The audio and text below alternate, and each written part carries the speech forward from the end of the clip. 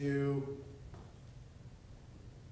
Hello and welcome to another episode of the One-on-One Sports Webcast. I'm your host Cam Soselski, and today we'll discuss the National Women's Soccer League and the NBA playoffs. But first, Miles and Kyles are here to talk about the biggest draft trades of all time across all sports. Boys, we're going to start with professional football, the NFL. We're going to start with you, Miles. What is your biggest trade?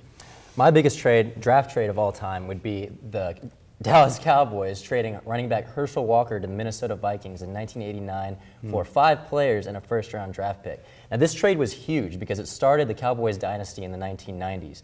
Everyone thought that the Vikings stole this trade, getting Herschel Walker in the prime of his career, but no one realized that the 5 players that were traded to the Cowboys, who were starters, Dallas cut all of them and got the conditional pick in return. So Dallas ended up getting 3 first-round draft picks, 3 second-round draft picks, and those turned into Emmitt Smith, Alvin Harper, Darren Woodson, Hall of Fame and Pro Bowl players who jump-started this Cowboys dynasty in the 1990s and ultimately led to, what, 3 Super Bowl rings that they got?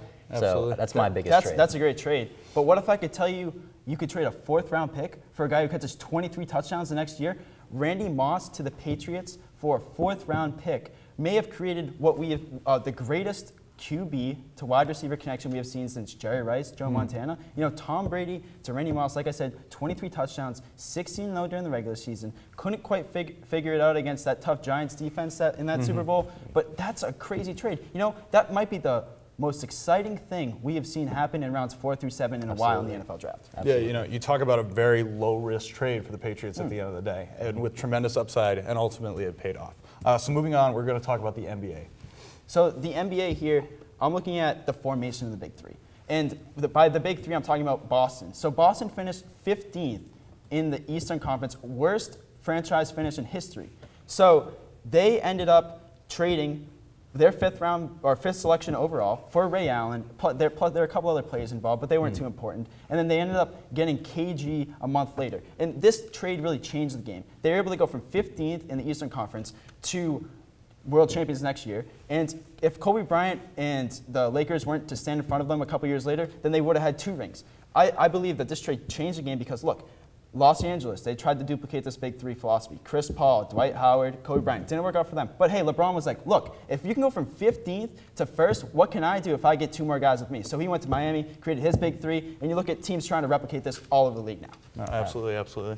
I agree. You know, I got to go with your rival there, the Boston Celtics, to the Los Angeles Lakers, and it's only fitting that he retired just last week. Kobe Bryant being traded from the Charlotte Hornets to the Los Angeles Lakers in 1996.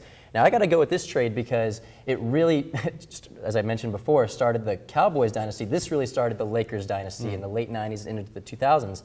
This was when the Hornets needed a center at the time. They needed a center, and pre-draft, the Lakers organized this by sending Vlade Divac. Ever heard of him? No, I haven't heard of him. Definitely not. But they traded him for this small guy out of high school, Kobe Bryant. He went to the Lakers. Jerry West saw something in this guy. He came for a private workout in the Lakers practice facility prior to them drafting him.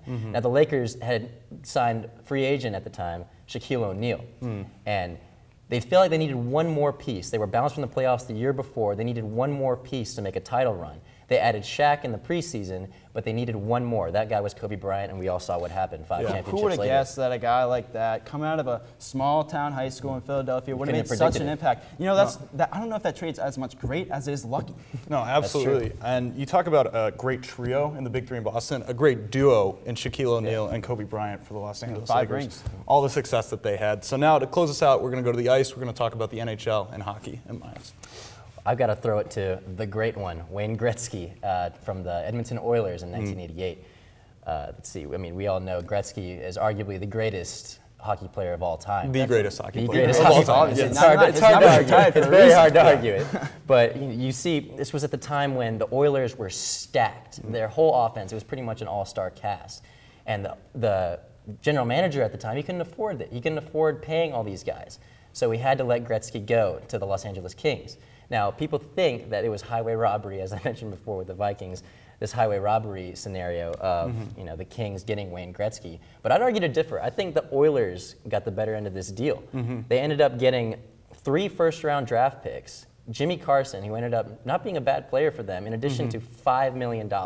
They turned this in a year later to winning the NHL championship. Yeah. Whereas Gretzky, he did win the MVP the following year for the Kings. He brought a new energy to the Los Angeles area regarding hockey, but it's kind of a toss-up. I got to give it to the. No, you know what? When you talk about that, after Gretzky left Edmonton, he never won another Stanley Cup. Yeah, it's because he was on that downfall of his career. But I'm looking at a guy in Corey Schneider who was traded from Vancouver to New Jersey. He was 26 years old. 2013, they chose to trade him over a 30-something-year-old Luongo who was making $1.5 million more. And look, that's what has led to the downfall of this Vancouver team, trading important pieces year after year in the draft. Ryan Kessler, you got Biesky, you got all these guys. Benino was another one. Guys who were just role players, guys who got them there to that cup run versus the Bruins, and they're trading them away. And look, Corey Schneider put an exclamation point on this philosophy, and I don't think that Vancouver's going to get back anytime soon due to bad trades like this in the draft.